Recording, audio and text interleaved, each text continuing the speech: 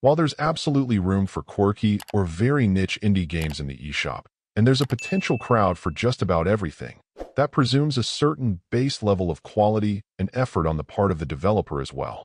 Impressive, or even sometimes humble, efforts in general deserve the reward of some recognition and success, but lackluster ones, or those that seem incomplete or ill-conceived, unfortunately, just clog up the marketplace and are unworthy of attention. Part of being an advocate of indie games as a whole, and wishing them to continue to grow in recognition and respect, is being sure to call out the ones I encounter that do not meet the mark, and this is one of them. Being honest, I'm not even quite sure what to categorize this self-proclaimed great adventure as.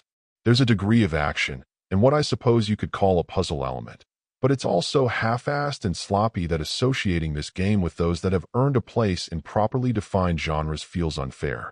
You're armed simply with a jump, which apparently involves a cartoon spring, and a primitive attack, and you'll just need to make do with what you've got.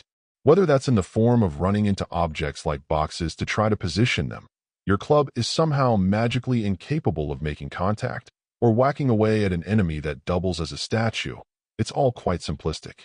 Bottom line, I don't know who this is for, or why it was released in this state.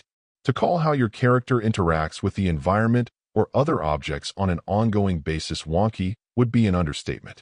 At best, it feels like a Hello World version of making a game, but still just an initial rough draft at that, not even in a state for serious alpha testing, let alone a full launch.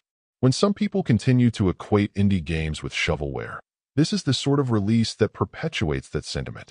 Overall, my final score for the game ended up being a 2. And if you're interested in picking it up, it's currently available on the Switch eShop for $19.99.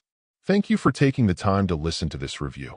And if you'd like more information or ideas of indie games worth checking out on the Switch or the Switch 2, be sure to click on the link provided in the description. Until next time.